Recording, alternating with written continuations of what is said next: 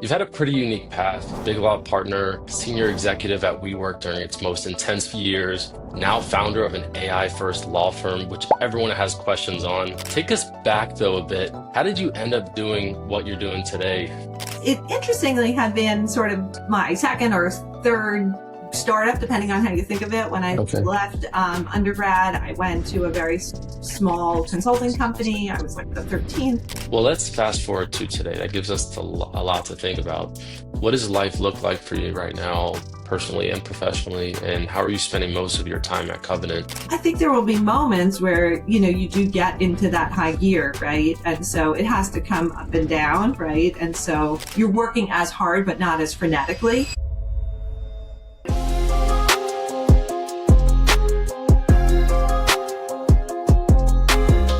Welcome back to Growth Under Pressure. I'm Eric Josivits, and today's conversation is one I've been looking forward to.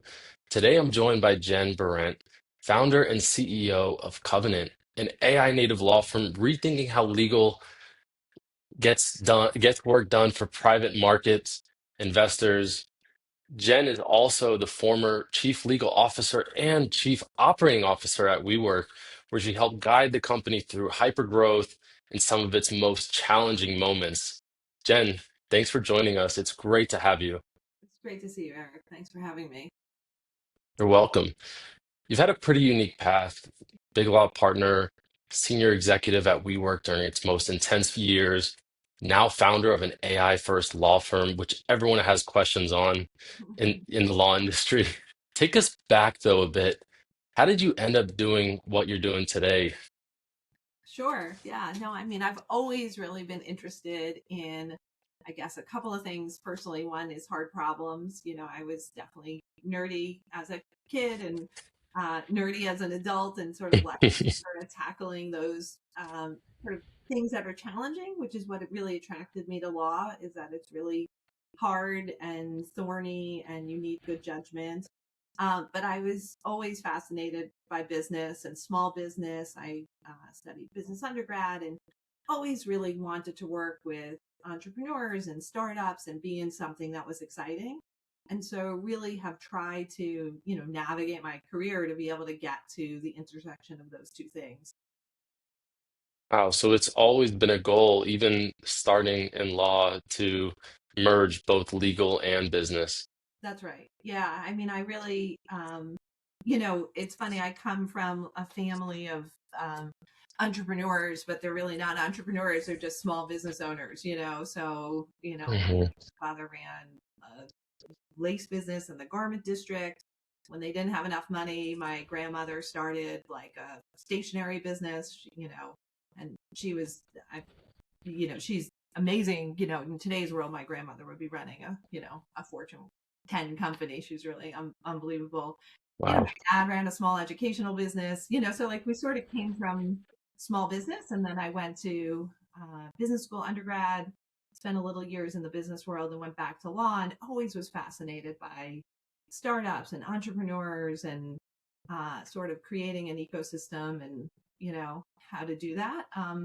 But I like doing it in the context of, some hard problems and solving hard things.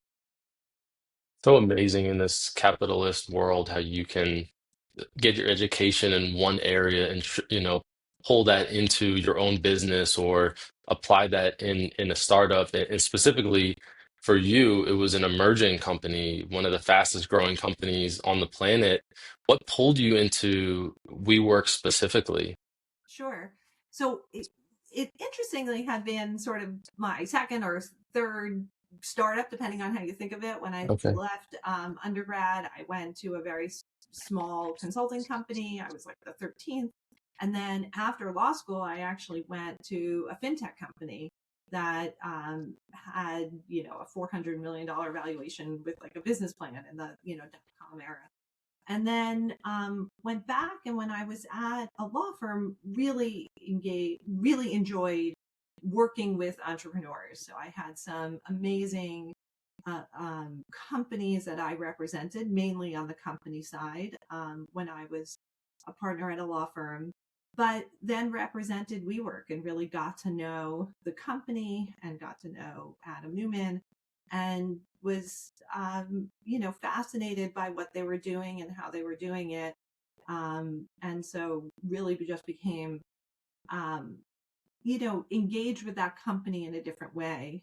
What caused me to move was I felt it was a place I could add value because it was deal driven. And as a lawyer, that's what I'm good at, is doing deals and getting deals done. And that I did believe in what the company was doing. I mean, at the time, the mission of the company and changing the way people live and work really resonated with me. And so, felt like that was a place that the company was growing and growing in the right direction, and also where I could grow personally. And both of those were true. Well, it's definitely, WeWork has absolutely changed the game, and there were others in the past like Regis, right? And Industrious is here in Georgia, and there's some, I know they're in other states, but you have a background in legal, and you also have a background in startups. So, really what you're doing is a lot of operational work, making sure that things are kosher, if you will. So, what is the main difference of, jumping into a startup versus working at a law firm? Is it more of just reviewing agreements, being that sounding board to say, hey, let's stay away from that? Yeah, so in the lawyer role, going from like outside counsel as a partner to general counsel, Hmm. it's a fairly big leap in what your day to day is, and you really go from advisor with expertise on the law and what's possible and risks, and um, being able to confidently and correctly present law, right? And Hmm. context for those legal things. The general counsel is really the translator of that legal input from outside counsel or legal knowledge that you own to a business, right? And so one of the most important points is that translation, right? Like, where are risks that we want to take? Where's a litigation that you want? How am I going to structure an agreement so that it can get done fast, but also can get done well? And that, in between is very important because you have to know the business needs, but you also have to know the legal context, right? So one of the Hmm. misconceptions is, you have a lawyer and they can just write things down and that makes it okay. And that's not really how it works, right? It might not Hmm. withstand regulatory scrutiny or litigation in a commercial context. And so it was a pretty sort of transformative role. The other thing is that you have to be able to, as a general counsel, be broad very quickly. So there are areas of laws that you could have zero expertise on, that you have to know not all of it, but you have to be able to say, okay, in our context, this is what matters. So, for example, unions were something that we had to deal with at WeWork, right? And so I had to understand Hmm. the unions in the context of WeWork, not unions overall, for any context, but in that, so that I can make, judgment calls and give advice, and based on our business needs and the legal context. That's super interesting. So it's safe to say that this role is not only advisory, but also operational. And with a company of that size, I know when you joined them, they were a decent size already, right? Well, I mean, I was about employee 250. Like, I don't know exactly, but about employee 250, and the Hmm. company was worth about $1 billion. So it was not like a 0 to 1, but it wasn't where it landed during my tenure there. So it felt a little later stage when I joined, but it turns out it was really early stage. Yeah, for sure. And with that being said, I assume there's a lot of legal counsel, outside legal counsel that you had to connect with and guide. And so, like, what does that dynamic look like of taking their input and filtering it, or providing uh the right, guidance to Adam and the rest of the team, versus just leaning on them for guidance? Yeah, so I would say there are two areas in that. So one was the real estate operations, right? So how do you get the real estate deals done quickly, right? Because that's what it was built on. And honestly, those deals for many, many years were great deals, right? That we were able to expand globally, getting very good terms around the world, and have a cost-effective, standardized practice. And there are two things about that. First of all, um, we just had an amazing legal team. The person who ran real estate law actually runs all of real estate to this day for WeWork, and is arguably the best real estate lawyer in the world at this point. Just from what he's seen. And the general counsel is a former real estate lawyer there, and she's amazing as well. So you had to have deep in-house expertise because that was like an operational part. But Yeah. the way I became COO was actually operationalizing that process, right? So how do you take these real estate leases that are going to have terms, everything from are dogs allowed and do you wash the windows to what are the escalations and, can I walk away from the lease, etc. And be able to sort of, get some structure around those negotiations. So there was some predictability, even though different humans, different, so different lawyers around the world are doing that, different, local laws apply. And that streamlining of that system with a gate system and understanding how that impacted operations and how to de-risk and how to have predictability. If I get to this stage, then 50% deals will close. And if I get to this further stage, 80% of deals will close. That's really what we set up early on. That became the backbone of how WeWork operated, and that's actually how I became COO. And so that was one side. The other side is what you're talking about, which is high stakes matters, fundraising, negotiating deals, conflict of interest questions, all of that. And that Hmm. really is having amazing outside counsel who I had, just someone who I worked with for many years, and then and not being afraid to sort of, know where to draw a line. You can't draw it too tight, but you have to, be able to explain, and I like to say there was no fraud, $0 of fines, no one's in jail. I mean, we might have burned through a lot of cash or had some, some bad business decisions, but it was just it was all run by the book, very carefully, even on very complicated things. And so that really was a key part of that, you know, lead lawyer job for sure. Well, bad business decisions come normally in the startup world. It's just, it's natural. If you're not burning cash, then you're not spending investor money the right way. They want to see that. Now, you talked a little bit about the real estate operations. What about just the company operations and the human element? Was that uncharted territory for you?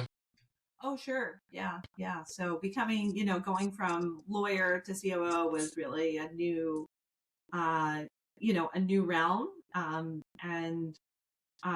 probably one of the most stressful, transitions I had. And to be honest, one in retrospect, I, wasn't as fun. I had much more fun as general counsel than I did as Yeah. COO. So Yeah, you got to play with a lot more people's emotions in the day to day, and um, it just sounds like you were stretched super thin, which is the startup w world, right? It's wearing multiple hats, but I could only imagine the amount of responsibility you had at that stage. Is there a way that you balance that? Was there a go-to methodology? no, so there was a zero balance. I would say, during, and I say this a lot, but being a partner at a law firm provides a lot more balance than, being in the thick of, a hyper growth company. Hmm. Even the growth probably more than the crisis, but, the crisis as well, right? So, Yeah, um, having, that sort of in the WeWork trajectory, the hyper growth, and then a failed IPO, and then rolling right into COVID as an office company, right? So it was yeah, sort of, equal parts hyper growth to crisis. Some is there's, early in my career, sort of a senior woman had said, you can have it all, but not all at once. And that's a little bit of how I've lived, is that, as kids have gone through different phases, have I've gone different phases, there's a little bit of all in, pull back, all in, pull back, to try to get some of that balance. On a day-to-day basis, it was really trying to carve out, sort of prioritizing what comes next, a little bit of family, I did meditate a lot, um, or tried to, and Yeah. then, some exercise, but yeah, it was not overall not a healthy, lifestyle. It was very adrenaline, a lot of coffee, a lot of wine, on both ends, that try to be a little Late healthy. nights. Yeah. What But what was your what was your shift? Was it like 5 a.m. to 12 p.m. or 12 yeah, midnight? I mean, to be honest, for several years we were working 100-hour weeks. It really was sort of a very difficult, sort of in the lure of WeWork, which is known, is Adam took off for Shabbat. So he would Okay. go off on Friday nights to Saturday nights. And we all really took that time, I mean, in a non religious way. So Sure. there was sort of this sense of, there was a reprieve, at least once a week, of real downtime, um, Hmm. that most people took advantage of. But it was, we were sprinting, we were all in for sure. So, and as I'm That's sure, yeah. some of these other hyper growth companies are. Yeah, it's full speed, but that makes it even worse because you got now 6 days to fit 100 hours in. Oh yeah, yeah. I mean, it was, yeah, it was full speed. Wow. Well, let's fast forward to today. That gives us a lot to think about. What does life look like for you right now, personally and professionally, and how are you spending most of your time at Covenant? Yeah. So, at, I would say we're working hard, not at that same pace, a little bit. I think sometimes it's unsustainable. I think there will be moments where you do get into that high gear, right? And so it has to come up and down, right? And so, um but at Covenant, one of the things that we're really focused on is a trust factor. um so building with clients, and so being accessible and not having as much of this sort of typical tech, like, you know move fast and break things, but a little bit more deliberate, because we are going after real legal work with institutional investors that are used to a different level of service and quality. And so in some Mhm. ways you're working as hard but not as frenetically, as sort of, Mhm. right? It's not just, get something done. You actually have to pause and make sure it's done well, and that you can meet, the demands of clients, for sure. The other thing that is very different is, when I joined WeWork, as I mentioned, it was $1 billion. And then in the first, whatever, 15 months, we went, 5 billion, $10 billion, $15 billion roughly valuation. And then we went higher with, the SoftBank investment. And so it Mhm. was that spiraling up. And we see that in AI, especially AI legal, of these, of companies that are sort of spiraling up in valuation. And, um, when you're not in that spiral up, so there's one thing, they have to run so fast to keep up with that valuation Yeah. and innovate and hire. We're in this, for durability and sustainability, as a company. I really hope, this is the last company I have, right? Like this is around, for, and ends Mhm. up being my longest job, right? So, and so we're really deliberate with that, and that means being very deliberate with spend and growth and fundraising, and, making sure we have the real foundation. When you're not the one front runner, there can only be one or two that are the true front runners, and then everybody else. Now, those front runners don't necessarily win, and they, even if they do win, they're not winner take all. So I know that dynamic, having been, on the WeWork side of it, and but, Yeah. and so really trying to be very, very thoughtful about that, and growing in the right way. That's smart. I have a lot of points that you said that I want to touch on. One of them is the human element, the fact that I mean, I think you guys are in this transition period in law and AI where AI is not quite completely taken over, but people are unsure what's going on. So to provide that human element, you're bridging the gap between the two. Exactly. Exactly. A- And so it sounds like you're rolling out the red carpet for your clients. You're making sure that they know that there are humans behind this, but it's AI powered. Is that safe to say? Yeah. So the way we think about it is that you need lawyers in two ways. You need them in the back end in a few places where um, AI is imperfect and you need quality assurance and you need a check. That that time is shrinking, and we welcome that as models get better. The checking of the models goes down. We use multi models, we use AIs to judge, we use a lot of technology to make that quality assurance. But we also Hmm. need lawyers for advice, and sometimes that advice is um, hey, I now looked at what you gave me. I actually have a question, and I don't really want to chat GPT that. I want to ask a lawyer that, right? And so we're there. Hmm. And sometimes it is just to make that full experience. Like, I now need to get to closing and you need to negotiate for me. And that human element will never go away. And so we really, try to put that sort of strategic layer on top of a QA layer, so that there is an experience of software. We've had software from the beginning. We have this experience where clients can interact, but it's not just a sort of plug and play and you're left on your own. And then the same thing on the AI. We really use AI for efficiency to go much faster, right? So we built the law firm saying AI exists. How would you build around AI? But also to delight clients. There are parts of AI that clients really should interact with directly. That, either we can just expose to them because we've programmed it so that that AI is really providing them with guidance or information that is better than a human alone can provide. Or there are certain interactions that our clients are okay if it's imperfect, right? So, we can ask have an AI, or you have other things, other tools, and we're going to build that more and more. So we're really going to build the advisory and the AI together, right? Like, as it's AI native. So both those things can get better and better at what you do. That's great. And are you also using AI operationally? I know there's a strong human element, but you also are utilizing all the tools out there? I would assume so, since you are an AI, company.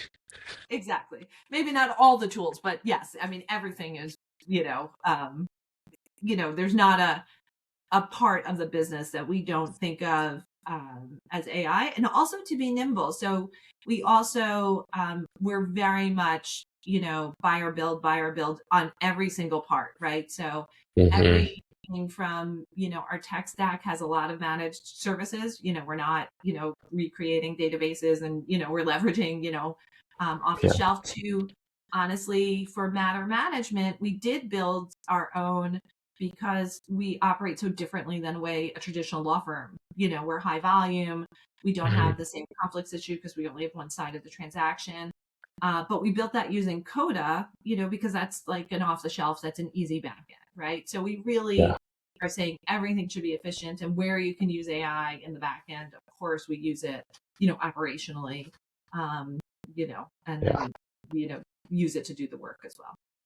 Of course. Well, there's so many tools out there. Yeah. Yeah, it wouldn't be smart to not use them.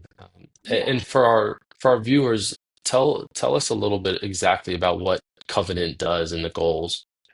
Sure. So we replace outside counsel, right? So we basically think Big Law is great for elite legal work, and you should go to Big Law for what you consider elite. I think the line of what elite is pretty low, and it's going to just go up as sort of insurgents like us take that. And then there's a Hmm. set of work that really could be done without outside counsel, whether it's like a vendor agreement, et cetera, and then just use tech tools for that.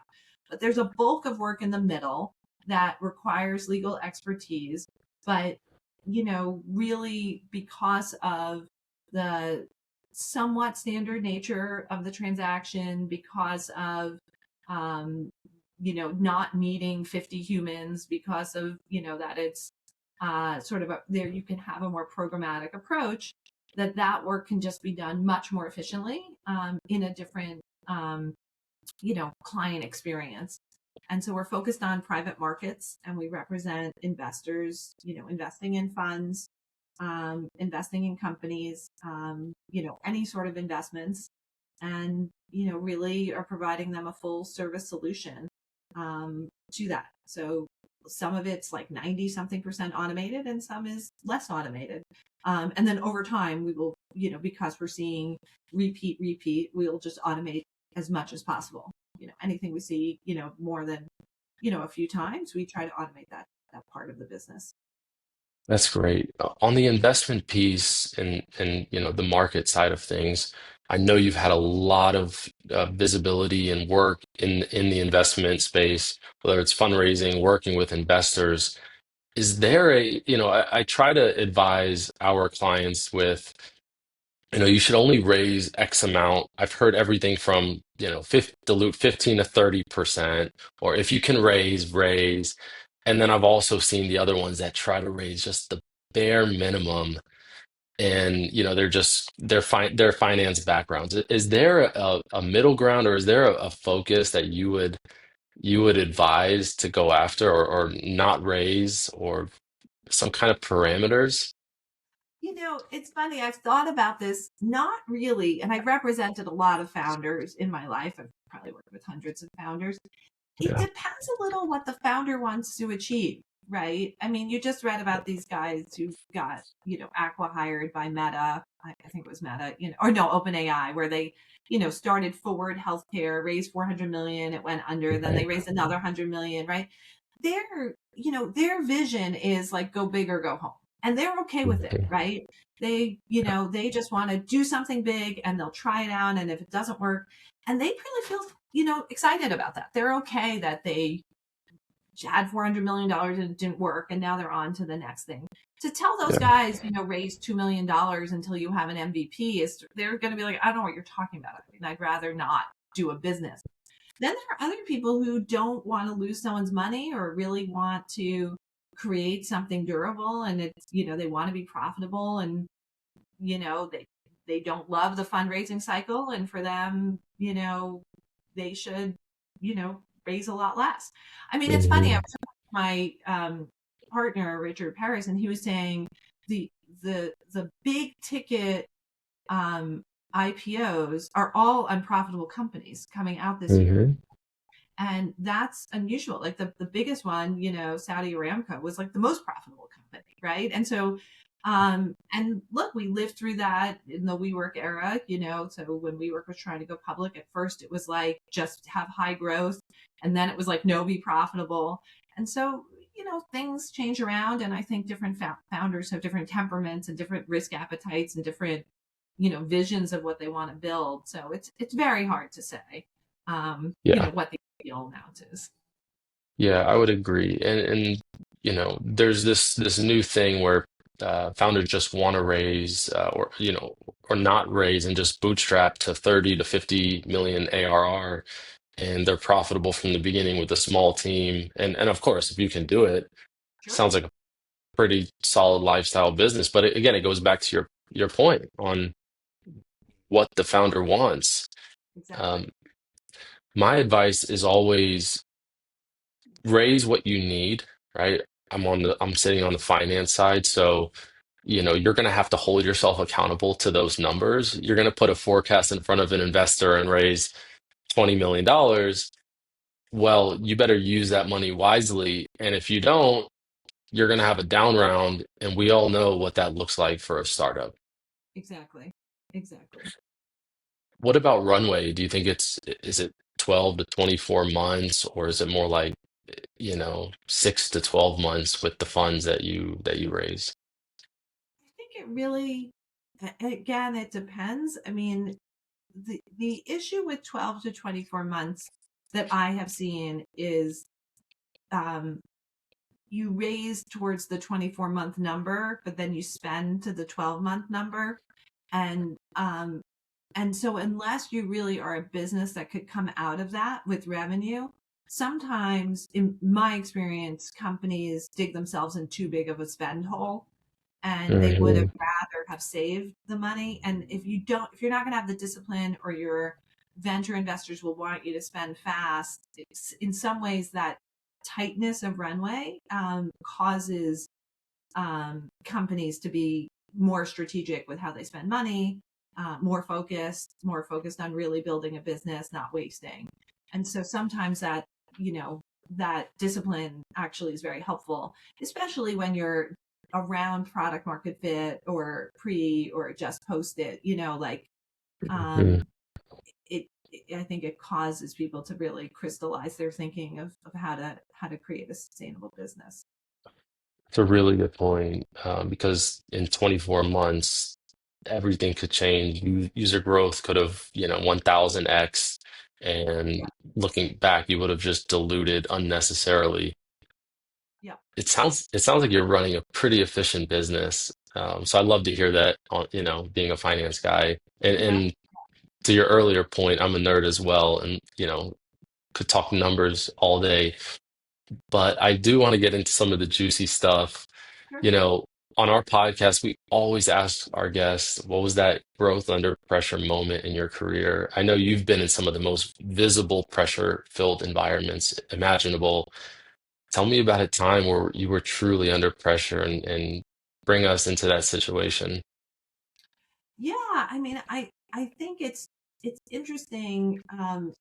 First of all, I think um, people feel pressure in all different ways, right? So, in my career, I would say, I have felt pressure that when I look back, I'm like, that really wasn't, there was low stakes, but it felt high stakes, and sometimes that high stakes is just your career, So, I remember, being at a law firm and making a mistake and just being like, is this going to like tank my career?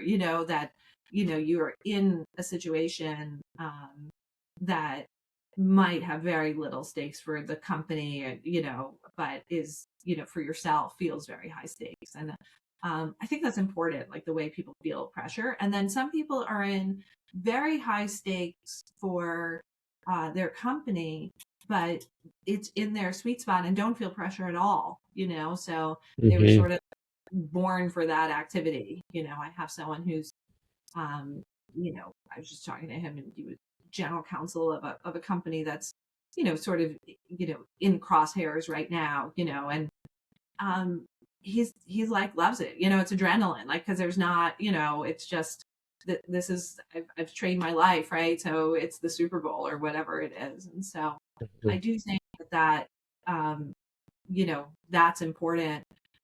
For me, I really do think like, the crime is in the cover up, right? That the issues in the cover up. So in all these situations, whether it was, you know, great news at WeWork or terrible news at WeWork, right? So, we had, we're on the eve of doing a massive funding with SoftBank, and they pulled it, on Christmas Eve, which is sort of in the, out there, or, our IPO gets pulled, or but then on the same, there's an opportunity for, a massive transaction in China or India. There was a lot, or a massive transaction with SoftBank. We raised, a ton of money from them.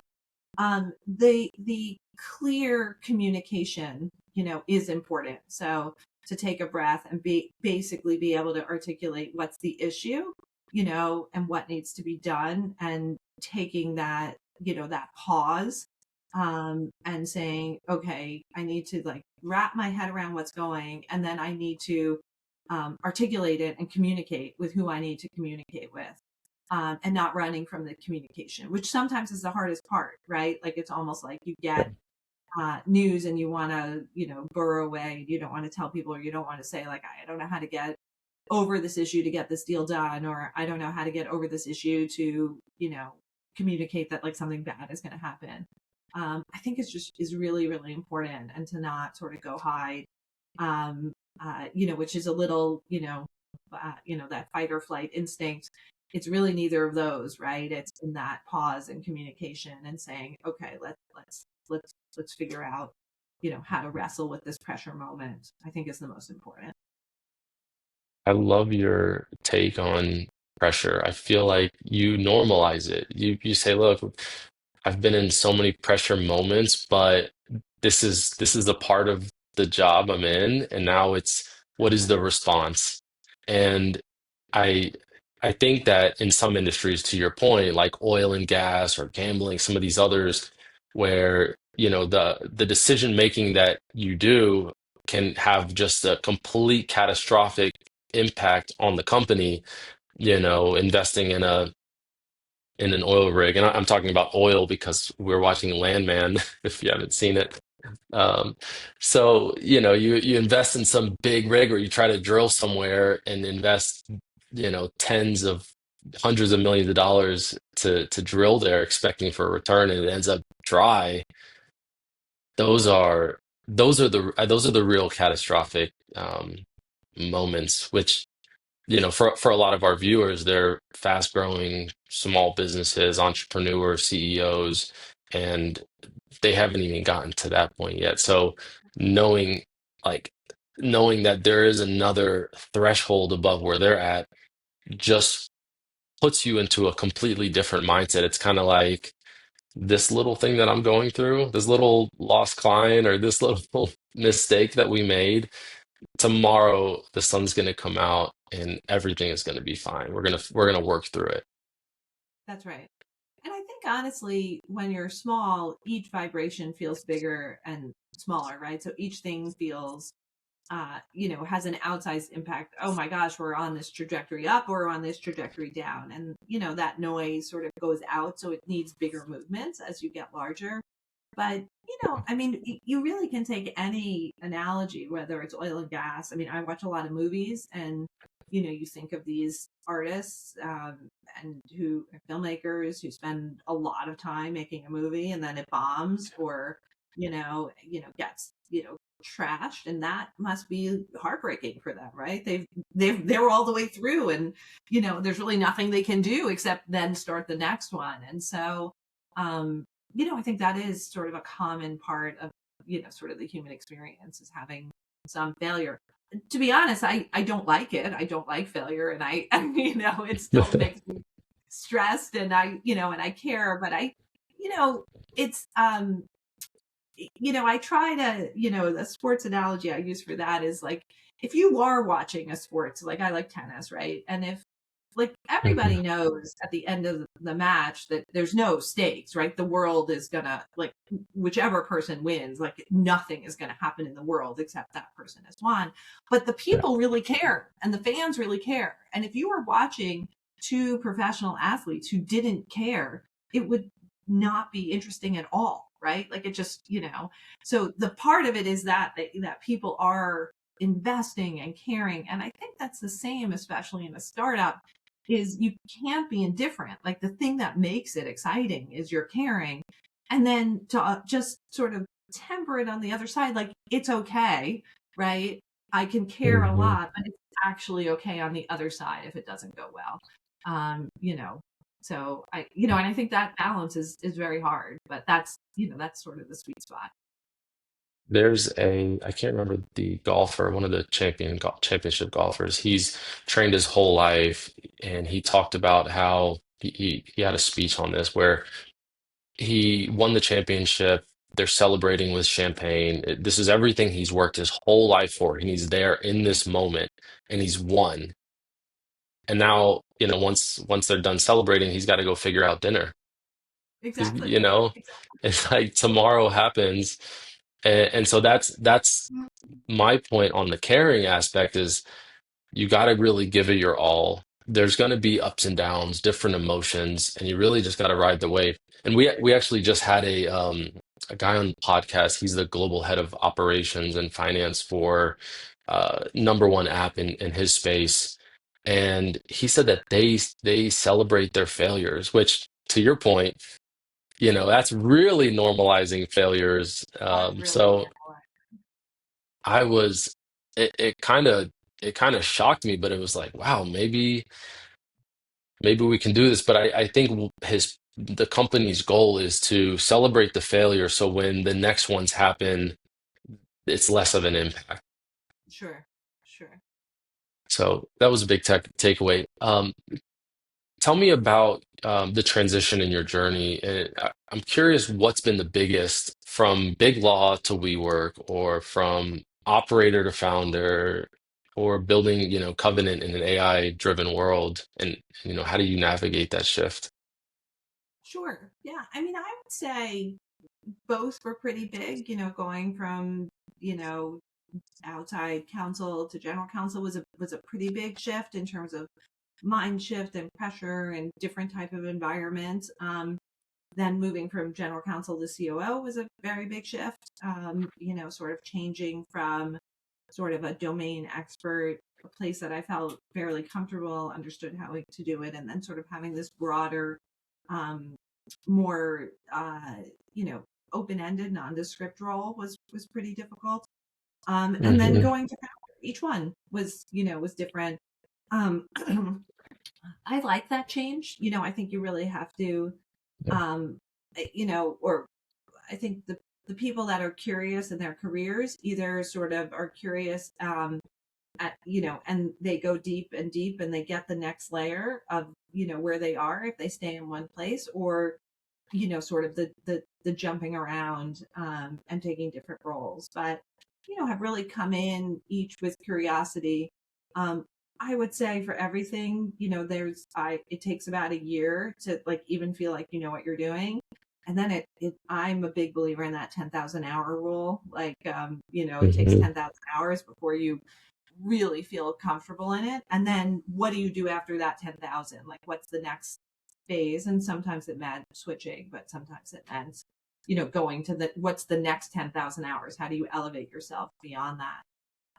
But, by the time I decided to do the founder, I'd done a few switches or pivots in my career, whatever, however you want to think about it, but, sort of context switches. And I sort of embraced the not knowing, in Zen, it's like that beginner's mind, right? Like, it's like I came Yeah. in it saying, I know I'm not going to know as much, and I'm okay with that, to start. It does cause mistakes, right? But just like anything else, like, but, uh, you know, I sort of like that stretch. I have this quote of, it used to be here, but I sort of had something, painted my wall, but, do one thing every day that scares you, which is, this Eleanor Roosevelt quote. And, there, I always like that as opposed to like, what would you do if you were unafraid? That, sort of there's two framing of the same thing. And like, it's okay to, it's the same thing, like under pressure. It's okay to be scared. It's okay to, not know what you're doing. And in fact, you should embrace that as an opportunity for growth and an opportunity to get better and, expand your own portfolio of life experiences. There's a concept of fear setting, which is kind of that same quote that Eleanor Roosevelt had, where you go do something uncomfortable, but it can get a little bit extreme where you're like, you go into a Starbucks and lay on the ground, or you go into a restaurant and you scream, or you just do something that puts you in a very, you're not used to doing these things, and it helps you cope with just the normal stresses that come. Interesting. Yeah. I wouldn't go that far. So to Yeah, do it just to do it, I haven't, but to sort of embrace something new as opposed to being static, I have, that's sort of where I fall. that's good. And you mentioned you have a meditation practice. Tell me, what is that assisting with the switches and just managing the day-to-day responsibilities? Is it meditation? Do you have a checklist? Do you also put together a 90-day plan as someone jumping into a new role? And what's kind of your practice there? Yeah. So I used to do a much more sort of strict, like sit meditation. Now, honestly, I really make time for a walk a day. Like, I know it sounds crazy, but I walk my dog in the morning. And if I don't walk my dog, I find some other time to do that. And I find that meditative of something less unnatural and more of a natural, like get myself out, do something that I really enjoy doing, get myself moving, and to do that every day. I really try to um, do that so that I have that moment to clear my head at some point. I do block out time, which is funny. People at the company were sort of laughing. I will now, which I used to not do. I have sort of I'm going to work out at this time. I'm going to do this personal thing. I really do put that in the calendar. And I used to not do that. But That's good. I can override it, but it really starts every day. There's a couple hours for me to have lunch or have a workout, have this, like it's in there as something that I do. And I really try to do that um, fairly religiously, on a day-to-day basis. And then, if I have to sort of make up hours at some other time, I can do that. In terms of sort of a 90-day plan, I really don't do that. I find it's too far ahead. I'm very into cadence. Like I actually believe like sort of thinking about a daily, weekly, monthly, quarterly cadence of, when are you going to check in? When are you going to, whether it's a team meeting or sales or personally, I think, sort of most high performing institutions have cadence, right? So everything from religious institutions, right? There are weekly, annual traditions in religions, in athletics, in academics, right? And so to really take that myself, right? Both in personally how I live, like what do you do in the fall? What do you do?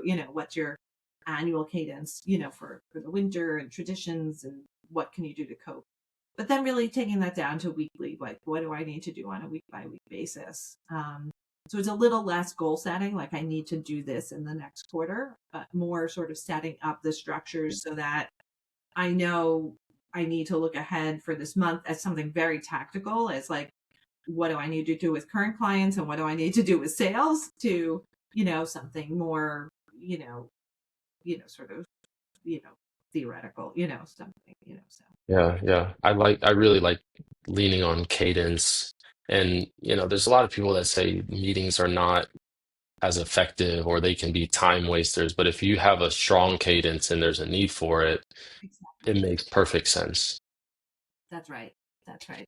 That's what I think. And I think sort of having the structure around it. I mean, just to have a meeting doesn't make sense, but to have Yeah. like this is the point in time where we're going to think about X, I'm going to think about product or I'm going to think about, metrics. I think that structure really helps people. Yeah, I'm a huge fan of structure. I just went on a huge rant yesterday about structure for one of our creative guys that's just completely unstructured. So um, trying to bring that to him. Uh, yeah, I'm completely numbers driven, one side of the brain. He's the complete opposite. So let's talk about that for a second. How, just knowing that you've worked with visionary founders and CEOs with powerful personalities, and now you are a founder and you're CEO as well. Yeah, I am. So, and now I would assume you're a lot more of the personality type as me, a lot more methodical and structured. Thinking about the people you've worked with and maybe some insights for yourself, how do you keep grandiose CEOs at bay without limiting their creativity? Yeah, I have found, and I've worked with a lot of amazing, founders and CEOs, and still to this day, who are not me, who are much more sort of that visionary grand plan.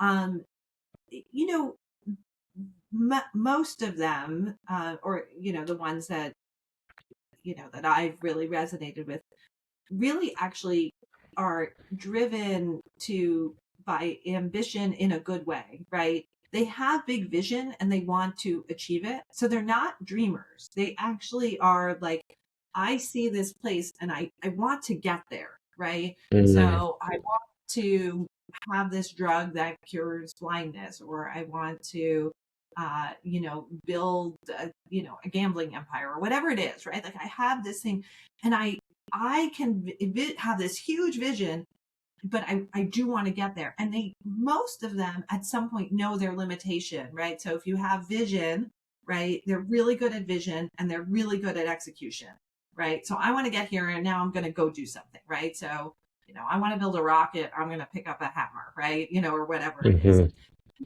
Not so good at strategy and tactics. And as things get bigger, they understand they want someone to help with that. They want help. They want help with thinking, strategically, what are the strategic alternatives? What are the constraints? What are these? What should I do now? How do I get some, do this? And so, in some ways, it becomes a little bit easier because they are looking for resources to succeed, right? Like those big visionaries Hmm. are usually not solo people, right? They are team builders. They are, like how you were saying, like you could have two founders that, get $30 million revenue.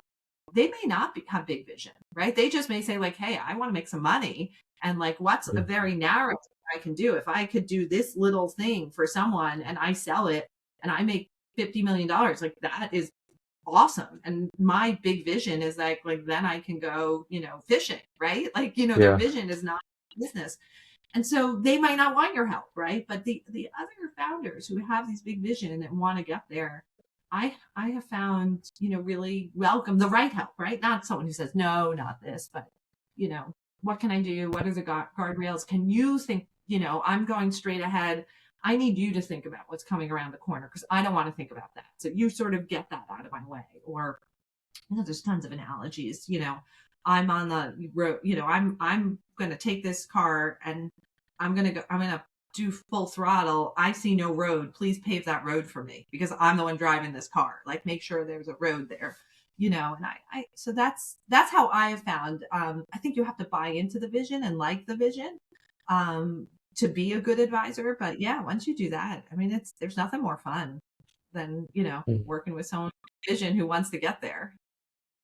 That's such a great point because if you do have a clashing vision, that's where you destroy the creativity. That's where you go in because then you're building a different road, and they're going full speed on this road. You just put a Exactly. fork in the road, that messes everything up. So Exactly. that's incredible. This has been really good. I want to ask you a couple rapid fire questions. Yeah. And then I'm actually at time. So, Okay. I have, that's what I was just checking. So I do have something coming Okay. up. So yeah, if Do you want to you're end ready, with you want to do a quick rapid fire, one answer? I can do that. I can do that. So Okay, let me know when you want to start back. yeah, I'm just sorry.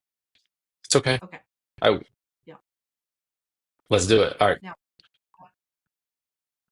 Okay, let's have a quick rapid fire close. Jen, what's one metric you check every single week without fail?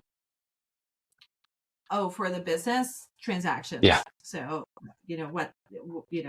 what's the usage, and we measure it by transactions. perfect. And what's one book, podcast, or idea you recommend to most people dealing with pressure or navigating major transitions? Oh, interesting. Yeah. So, I the main thing I recommend, honestly, is the Checklist Manifesto, by Atul Gawande, and it really provides, a short book in the medical profession, but how to be prepared for crisis, right? So, an expected Hmm. crisis, what are the things that you have to go through? To be able to handle that effectively, we've really built that into how we do, our company. But it's a great book, and you can really see how, everyone from, pilots to, surgeons, think about checklists and how to use that structure in being able to, handle the unexpected or the expected unexpected. So, I want to check it out. I have a couple checklists over here. I'm obsessed with checklists, so it probably would fit very well with me. All right. oh, Finish please this sentence. Finish this sentence for me. A founder or leader under pressure should always. communicate. Excellent. That's perfect. Jen, it was an absolute pleasure speaking with you today. Thank you so much for joining me on the podcast.